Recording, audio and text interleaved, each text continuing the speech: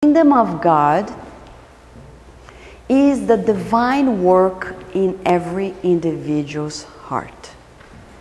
If we don't understand this sentence today, imagine at that time. It's like pure therapy. This is the treatment plan. When we call Jesus, saying, Jesus, what are you doing in this city? And he's saying, I'm searching for God's work in your heart. And Emmanuel, in a book that is entitled Ceifa de Luz, it's not in English yet, I don't even know where to go with the translation, but doesn't matter at this point, he says, we should support one another so God can find in our hearts the blessing that he made us for. This is the treatment plan. We want to be healed. We need to allow God to work inside of us. This is his prescription. It doesn't matter, Emmanuel says, who we are, what we have. All that matters is what we do with the resources we are given by God. And Jesus didn't come to this minister and said, look, you don't want to know who I am? I will tell you. I am the governor of this planet. Okay? You know that plant? I made it. Okay? With my team. So you are the minister, but you don't know what you're talking about. But I'm going to tell you, because that's why I came here. And then the minister is doubtful, and he's like, okay, I'll give you proof. Flower to you. That doesn't work. So Jesus is teaching there how we approach people. They don't recognize the divine inside of us. It's their problem. Because as Gandhi said, if you're looking for God and hasn't found in the next person you meet, you never find it. We can search and search and search. The day we look at everyone and recognize the divine scent, the search is done. God has already fulfilled its ultimate connection with us. We are not in sleep mode anymore. So this doctor comes to prescribe, open your heart to God. And he said, I came in the name of God. He didn't even say, I came because I sent myself here. I'm the governor of this planet. Isn't that funny? This is something we need to read and study and invite our hearts every day. It will shift our approach with our children, with our partners, with our people at work, everything. Because he says Andre Lewis, that Jesus came to make us appreciate the life we are given. And when he says that, he invites us to this ultimate therapy.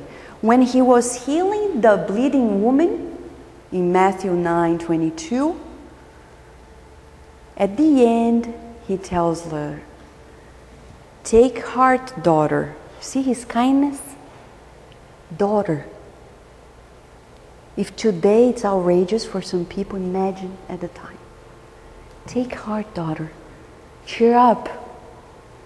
Your faith healed you. He never said, I healed you. Now you're my follower. How many were healed by Jesus? They left. No surprise. People come here, find a better life, leave, and never care about spiritism in this life again. It's not our problem. It's not our business. We do our part. We sow because we are working for the sower. Who is going to reap? It's, as Mother Teresa said, it's between God and them. God and us. It's none of our, thank God it's none of our business. It's much easier. So Jesus said, mind your business. Mind your business. And when one of the disciples, Andrew, came to him after the first trip to Nazareth and said, Master, Master, there were people there who were talking bad about you in the crowd. They were talking bad about the governor of the earth. Can you believe it? It's outrageous. So when people do this to us, like, okay, that's so natural. And he continued by saying, but Master, look, the worst is not that. It's that when we were coming back amongst our group, people were arguing within themselves. It sounds much like spiritist centers, temples, churches, organizations in general. And Jesus turned and said, Andrew. And then what happened was, he made one question before Jesus addressed it. He said, Master, what is going to be the future of the gospel if we have these problems in our community? How many of us, when we have problems in our center, we think it's the end of the world, and we think, spirit is never going to grow. It's never going to get to better places, bigger places. And Jesus turned and said, Andrew, I'm going to ask you a question. You need to ask that question to yourself first. Is the kingdom of God already in your heart? And he said, a little hesitant, no, Master, not yet. Okay. So it's the duty of everyone to not lose sight of their inner work. Now, let's do a therapeutic exercise. If I give this to you and say, don't lose sight of it, what does it mean if you have to go to the bathroom? Take it with you. If you go to sleep, don't lose sight of it. It means you take it with you. If you go to the restaurant. So Jesus said, don't lose sight of your inner work. Meaning, if I'm resting, I'm observant of my thoughts, feelings, actions, and words. If I am at a party, I'm observant. I'm not losing sight of my inner. So I have no time to see what they're doing. So when I go to the Spiritist Center, I remember one day we were at the Spirit side of Virginia, which you should come and visit because we're friends and we should visit one another. But we were there, and people love to come and get together, and you're like about to start and people are still talking to each other. It's great. But like you smartly put a note there, and it's very important, we should tone down. And I was about to tell people kindly, but still the mentor said, no, don't say anything. And I said, no, but I need to tell them. No, you exemplify first. Don't lose sight of your inner work. You want them to do it, you do it yourself. You want everybody seated, but you want to be talking. So you sit down, you stay quiet, and you see how they do the same. I said, okay, are you sure? And I tried it. And I was impressed. Actions really teach us more than words.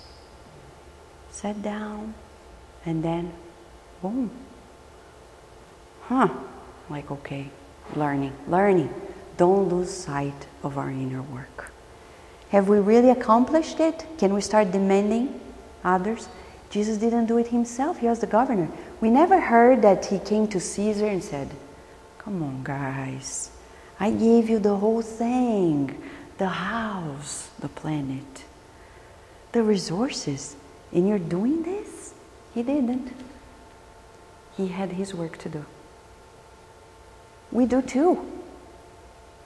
We're available, but our goal, how many people say, my goal is to teach these people, those people, and the other, and we're not teaching ourselves.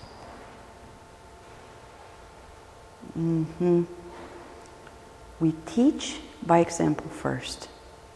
And as St. Francis said, we may use words if necessary. If necessary.